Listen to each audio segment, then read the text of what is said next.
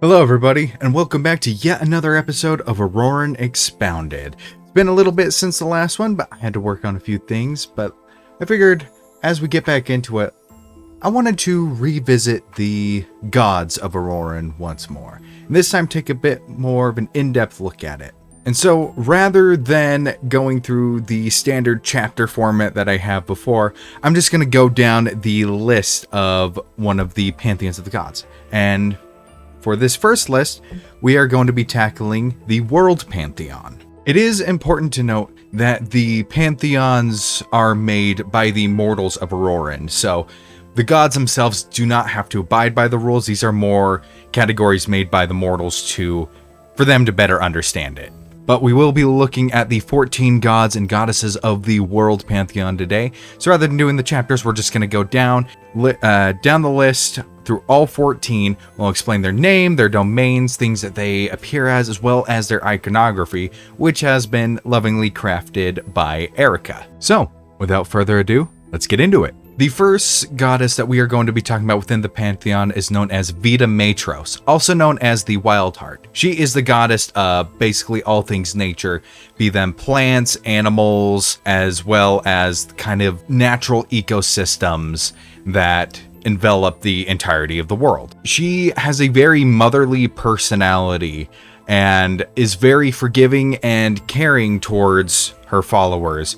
However, should you invoke her wrath, as it's said, there are few things scarier than Mother Nature. When seen, she appears as either a grand tree, or she also sometimes takes on the appearance of an elderly woman. Well, not so much elderly, but a motherly looking woman, usually clad in furs and other natural materials. She has been known to take a much more passive role when it comes to the goings-on within Aurorin, more just being a omnipresent being that enveloped the world in her power, but not really go out of her way to change the world. The course of nature is sacred to her, and she does like to let that run its course. And yes, she does have quite the fondness for druids and those who have a respect and dabble in magics of nature. But D-Fourtress isn't the only being that has any governance over the natural world. That's kind of the whole point of the World Pantheon, in fact. However, there are two gods that I guess you could say are, to some extent, beneath D-Fourtress, almost subservient to her, whether they like it or not, or offshoots of her power. So let's get into those two next. The first of the two offshoots of D-Fourtress is going to be the god known as Aurorin, who is the god of hunters, predators. He is the creator of the Luperian, as well as the creator of the Curse of Lycanthropy. He also has certain titles such as the Prime Hunter, the Apex Predator, or the Exalted Beast. His iconography depicts that of a howling wolf, and that reflects the form he most likes to choose, which is a wolf. However, he sometimes also appears as a bear or a shark, or even sometimes a bird of prey, usually an osprey. This god does not care at all about the alignment of the mortals that worship him. All he cares about is their effectiveness and ruthlessness when hunting their prey, no matter what that prey is. So he has a fondness for killers and murderers that hunt other people as their prey, but even those on the good end of the spectrum, such as hunters that hunt monsters like vampires and things like that. So he's willing to accept anybody across the spectrum of alignment so long as they are effective in their duties. He is also a god that likes to toil in the affairs of mortals, usually sending beasts out to test people he deems as worthy hunters in order to basically create the perfect predator. And that was also his motivation to create the Curse of Lycanthropy. But he does also have a brother, which is also underneath D-Fourtress. The other god that seems to be under D-Fourtress in a way is a god known as Vulik. He is the god of scavengers and resourcefulness. He is all about the survival and enduring through harsh conditions. He also has titles known as the Vulture or the Resourceful. Basically, very much an amoral approach to surviving and enduring harsh conditions. He's the patron of scavengers, and as such, goblins tend to be particularly fond of him, as well as the Lupirian, specifically the Fox Lupirian.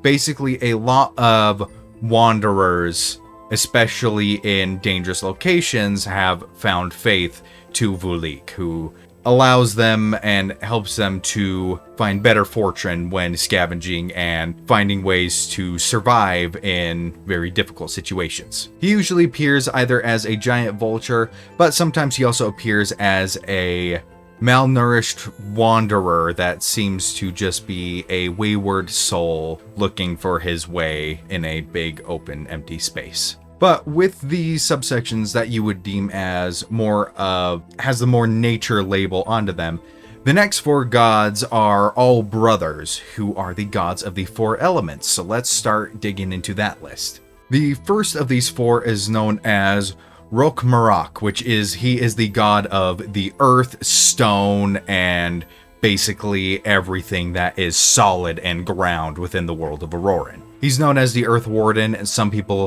call him the Mountain as a sign of respect, and he usually appears as some form of stone-like creature, or even as a mountain range itself when he appears in visions. He has a very stern and quiet temperament, basically having a very unchanging personality. Once his mind is set, it takes quite a bit to change it. He's not one to mess around with mortals a lot. He more stands and watches. However, his followers are usually protected by stone barricades that he himself blesses them with. He never really has any grand reactions to anything. His main personality trait is being calm and unmoving, unshakable even. And just about on the opposite side of that, you have his brother Insidious, the god of fire, ashes, as well as destruction and rebirth as well. He usually appears as a man made out of fire, or even just a dense cloud of smoke when communicating with his followers. He has a very chaotic personality. He's very, no pun intended, hot-headed and quick to act on a lot of his impulses. However, usually his impulses are from a good, well-intended place. Such as a wildfire can be healthy for and good for germination of a forest. He is well aware of that and does not seek destruction for its own sake, but destruction to make something better. And he also has respect for things that should not be burned down. He is not evil in his destruction by any way, shape, or form. He is very much it's like a natural fire, how a natural fire can be healthy for the world. Now, the next brother is kind of somewhere in the middle, which is Resevlin. He is the god of the oceans, rivers, the tide. He's also known as the Depth Watcher, Deep Heart, or the Lord of the Seas. Most sailors pray to him in exchange for safe passage, and he is usually a very calm being. He does not act very impulsively. If you incite his wrath, it can be incredibly destructive. He is known to hold grudges and has no problems drowning those and sinking the ships of those that he feels have wronged him. Resevlin suffers no fools and demands respect to the highest degree. If you do not meet those demands, the sea will swallow you whole. And the most carefree of the bunch is Aurorin. He is the god of the wind, skies, storms, things like that. And he's known as the Sky Father, the Storm Bearer, and the Wind Lord. He usually appears as a face in the clouds to his followers. However, his voice can sometimes be carried along an invisible breeze. Aurorin, compared to his other 3 siblings, he is much more carefree compared to them. He likes to see the world. He likes to travel. Usually he will shrink himself down to the size of a mortal to experience the thrill of flying over just for the fun of it. He has a deep love and fondness for travelers as well as anything that even has the remote ability to fly. And more so than any other god within the world pantheon, he has a deep love for culture as well as martial arts compared to the rest of the world pantheon. He seems to be the most fond of mortals, not just messing with them, but actually getting to know them and understanding them.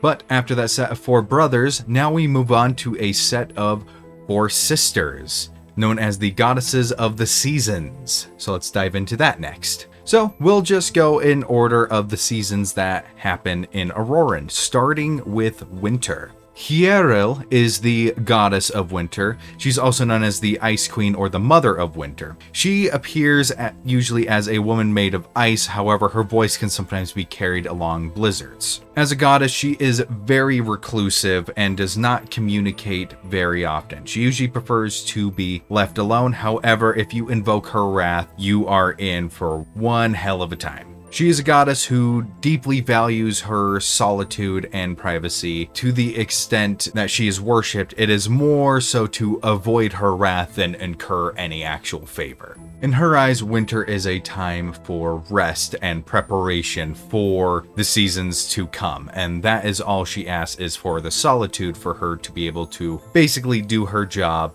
and be left alone, which is quite the difference between her and the next goddess on her list. Matriel, also known as the Bloom Mother or the Queen of Blossoms, she is the goddess of spring. She usually appears as a woman made of blossoms and vines and plant life, or sometimes she appears as a great floral growth, a garden, or maybe just one massive flower when she communicates with mortals. She has a deep fondness for the Feywild and also kind of emulates their chaotic nature. She is very fond of, beauty and color, as well as, the growing of plants, but she is also very fond of games, pranks, and has a very fun-loving and almost childlike personality to her. Of the world pantheon, she is probably among the most forgiving and kind of any of the divine beings that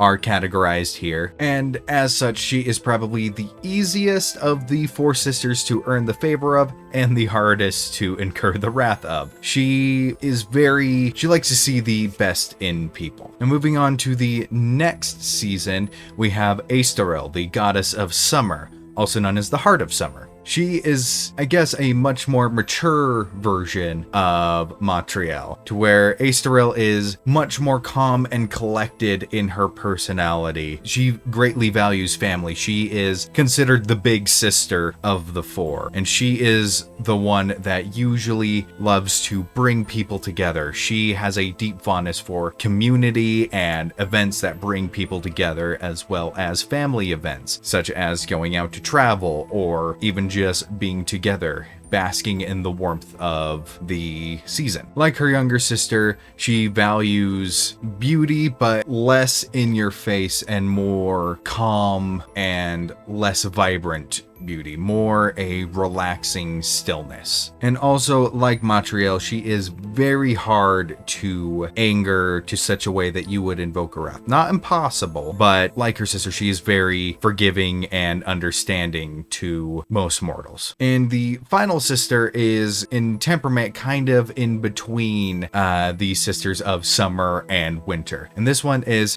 Nieraut. She is the goddess of autumn, also known as the Queen of Autumn or the Matron of Fallen Leaves. She usually appears to mortals as a cloud of leaves blowing in the wind, or sometimes if she takes a more humanoid form, it is usually a woman with hair of autumn leaves. She has a very deep respect for hard work, as well as autumn itself. Her domain also encompasses bounty and the harvest, and so she has a deep respect for work and farmers and people that provide for others. She also has a deep respect for those that take preparation into account, as well as delayed gratification. That's what I was looking for. She likes those that do not give in to the impulses of instant gratification. Rather, she enjoys the company of those that put in the hard work beforehand to get the rewards later, such as that of planting seeds earlier in the year to then harvest it at the correct time. And incurring her wrath could have some pretty hefty consequences, such as perhaps having a bad harvest, which can lead to a chain reaction to starving out entire civilizations, which she has been known to do in ancient times. Usually when deep-seated corruption moves through some sort of population that she deems completely unworthy, so that she will then make their harvest bad and slowly starve them out until they either get their crap together or they starve and die out. That being said, an event like this hasn't happened in tens of thousands of years, so it takes quite a lot for her to even reach the point to where she even wants to think about doing something even remotely close to that. She is pretty hard to earn the wrath of, and even if you do, it's usually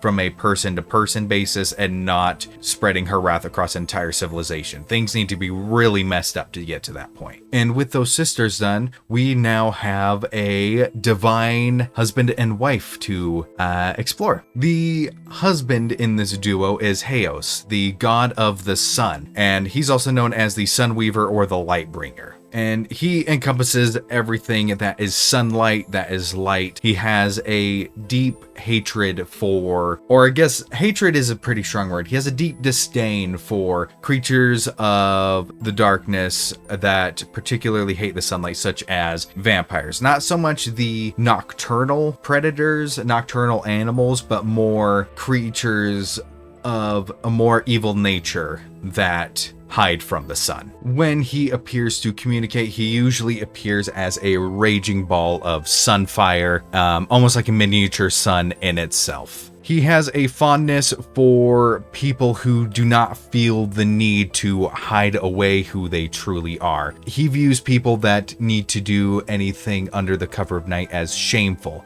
because if you're proud of something, you'd be able to do it within broad daylight. His overpowering and honestly somewhat egotistical nature and stern nature is balanced out very well by his wife, Luliaris. Luliaris is the goddess of the moon, moonlight, as well as rest. So, in terms of D&D, when it comes to long rests, she is responsible for that. She is the reason that resting heals to the extent that it does. She is a very calm and understanding being and is usually able to help her more hot-headed husband see reason, and she is a very caring and understanding individual. She usually appears as a woman made of moonlight. However, sometimes her voice can just be carried on a beam of moonlight as well when she wants to communicate. She has a fondness for, nocturnal creatures. Even though they don't fall under her domain, she adores them nonetheless. However, despite her nature, her relationship with her younger brother is pretty complicated. Her younger brother actually does not fall within the world pantheon. He is categorized in the soul pantheon, which kind of lends credence to the fact that these are mortal categorizations and not categorizations that the gods themselves put themselves into. So as for her younger brother, we will get into that at a later date. But the final and arguably the most powerful member of the world pantheon is the god Chronalis. Chronalis is the god of time, ever changing, ever evolving, ever advancing, but at the same time completely unmoving and unfazed. He is the keeper of time and does everything in his power to ensure the continued existence of a consistent timeline. And if there's any attempts to do certain time travel things, he is kind of the regulator of it. He sets the boundaries for what is and isn't acceptable when messing with time.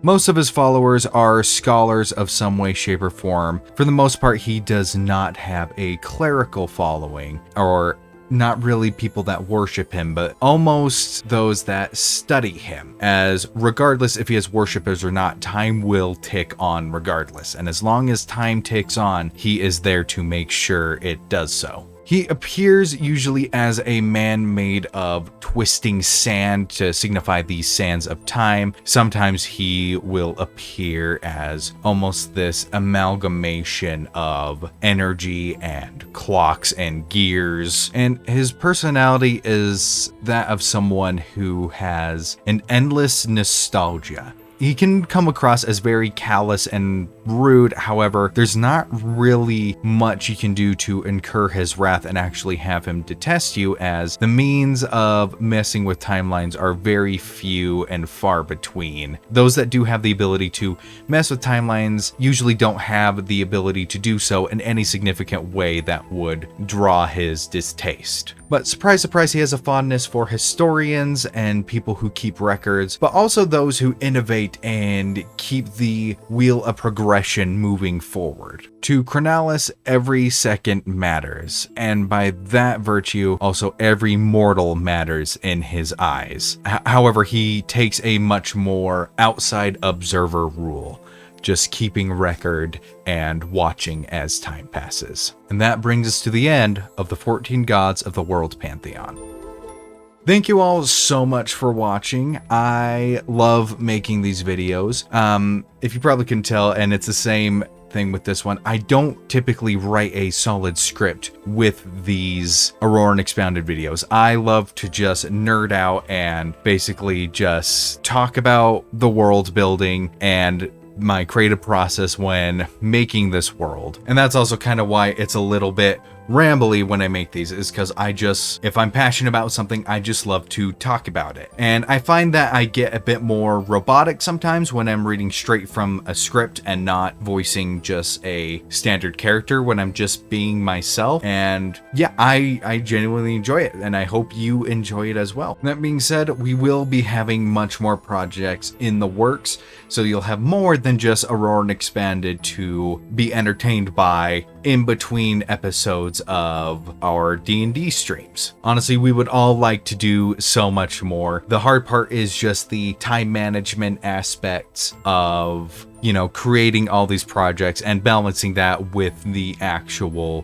day jobs that sustain us. But we are going to keep trying at this and keep banging our head against this brick wall until we can basically do this for a living. We would absolutely love to, and you can help with that. If you want to support us on Patreon, we would be deeply appreciative. We have several tiers, different bonuses at each tier, including but not limited to, you know, early access to some of these projects in videos, as well as shout outs. And even at our highest tier, we have a permanent discount at our merch store, if that is something that interests you. And speaking of patrons, I would like to send a huge thank you to our one and only patron, D-Fourtress, who was kind enough to go up to the highest tier, which is just, wow. Like, whoever you are, thank you so very much. That means a lot that you like our content enough to do this. It really means the world. And so, yeah, thank you very much, sir, or ma'am, or